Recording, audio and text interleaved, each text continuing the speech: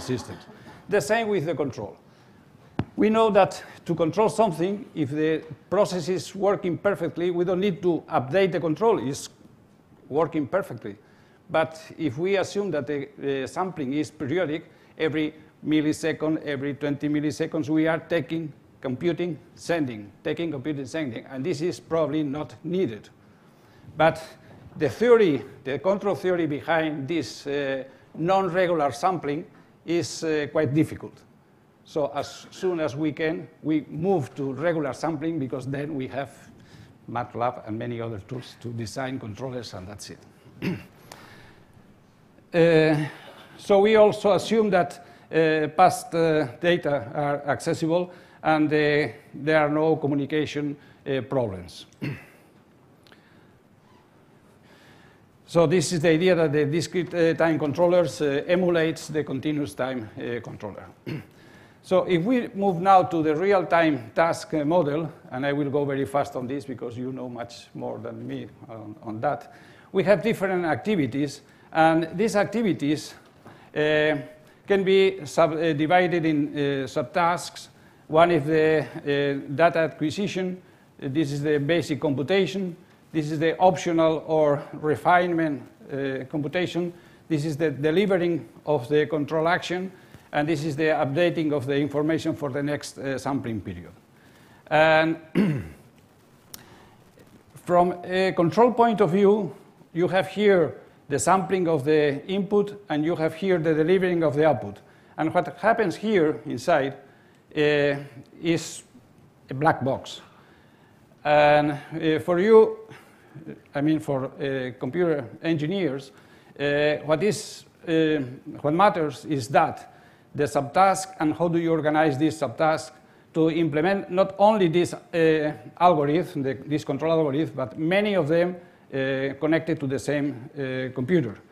And what you don't care much is if this control action is delivered just shifted a little or more, because you don't realize about the influence of these delays or jitters on the performance of the controller plant. And this is, in this slide, the main problem between, and the main gap between control and computer engineers. So these are the ideas that the control is periodic, that there is no delay between the sampling and the actuation. And of course, this is, again, depending very much on the process. If you are controlling a kiln, and you are taking information and you are acting on the kiln, to wait for seconds or even minutes doesn't matter. But if you are, again, dealing with an aircraft or an helicopter, then if you are delayed, this is quite relevant. So it depends very much on the process that this latency or these delays are relevant. In many cases, this latency can provoke even the instability of the plant. But this is not a general rule. There are some processes where delays may soften the response and may make the system more controllable. As I mentioned before, the selection of the sampling rate at the beginning is do it as fast as possible.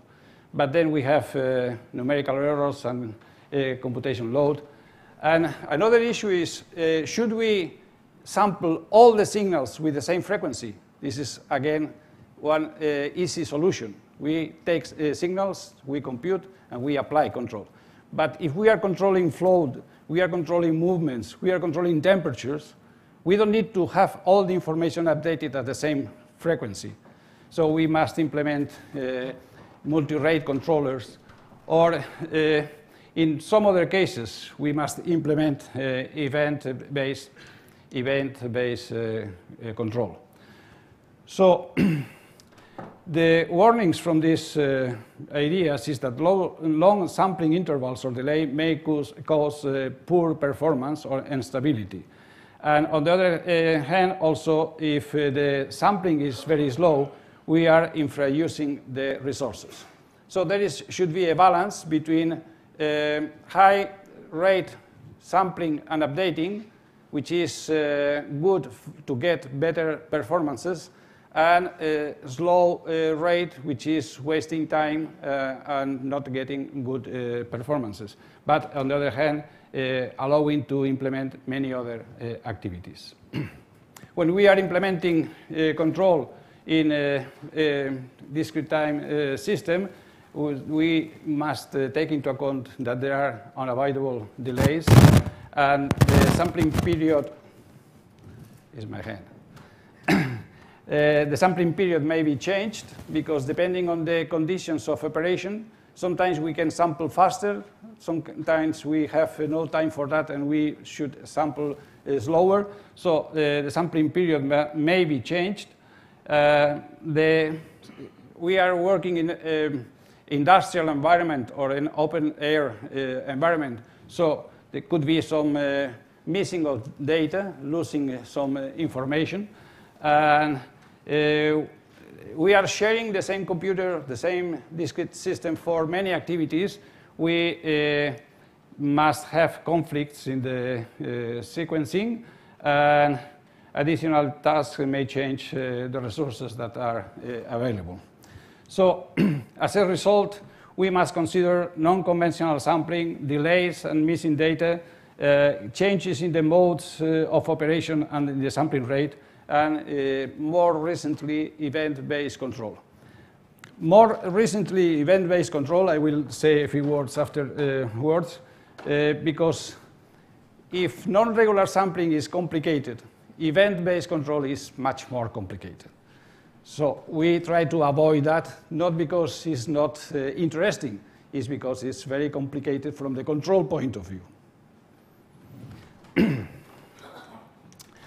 So if we consider the fields of application of control and digital control, in the case of automotive industry, we have many controllers distributed and connected in network. In the case of aerospace and flight control, the main concern is safety and reliability, and also, of course, there are hundreds of control loops. And if we consider industrial processes, then we have many, and what is more important here is the cost effectiveness, and in some industrial applications we have thousands of control loops. And some of them are all interconnected, some of them should be coordinated, and then the control itself and the managing of the tasks becomes rather complex.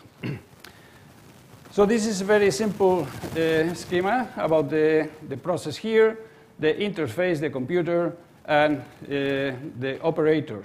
And this is the classical view of the interaction between computers and processors. This is continuous time, this is discrete time, and here the problem is that there are many other activities, not just controlling this process.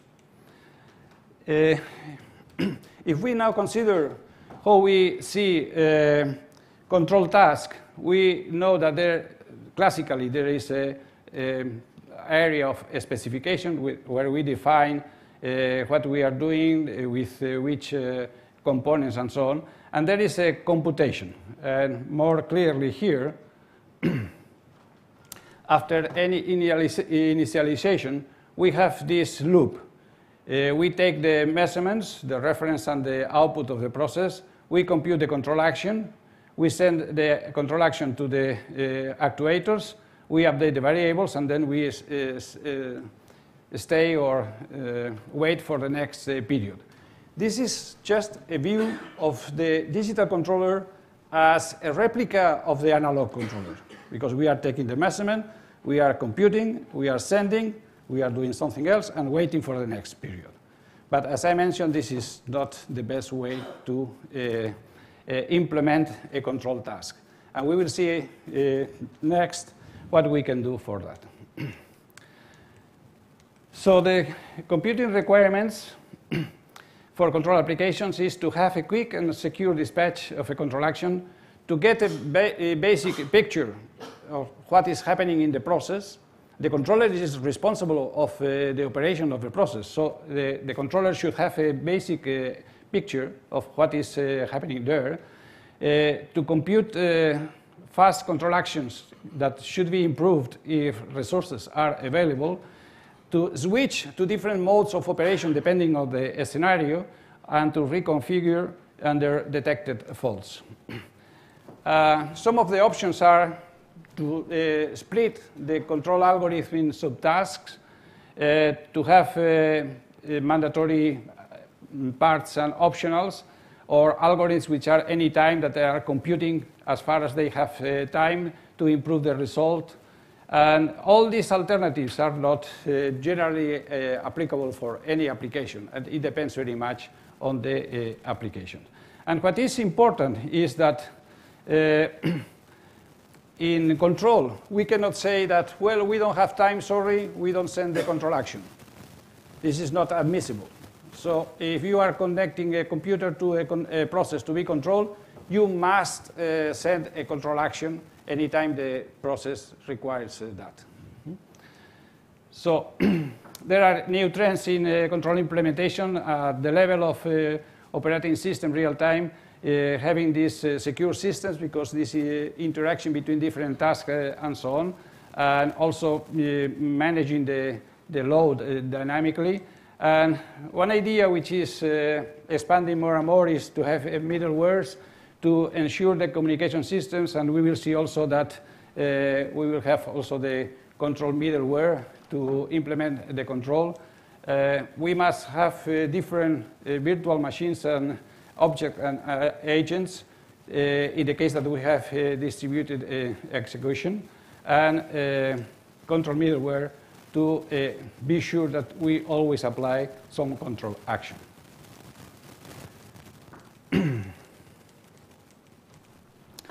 So from the control point of view, we require that we have also always data. We have also always getting some control action. The CPU is fully available for the control task, and there are no errors.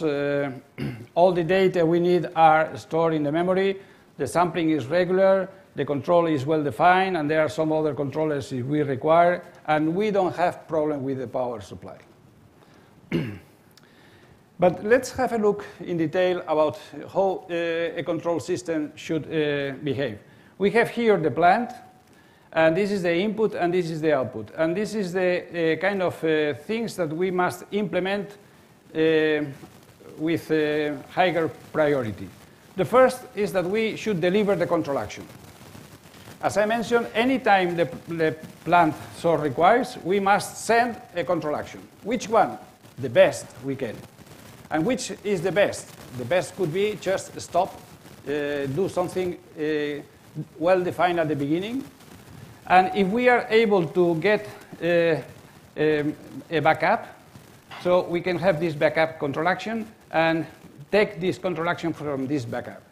And this backup could be a general backup, as I mentioned before, or it could be based on the basic picture of the plant. We know where the plant is now, is moving, is going down, is going up. So in this case, the backup control action is different. So based on this data, we can compute a control action, and this is the control action delivery. Then if we have more time, we can compute a nice control action and then send this control action to the plant. But if we don't have time for this, we must send the backup. And if we don't have time for the getting any information, just the security backup signal. And if we have more time, we will interact with the user. So the priority is just to ensure that the control action is delivered. It could be a safe or based on previous data. Then is the acquisition of the major signals, and then to transfer the control to a new structure based on this information. Could be to emergency or whatever. And then if we have more time, then we will take into account the rest of the data, and then we will communicate and where we coordinate and all things we want to do if we have time. But this is not our priority.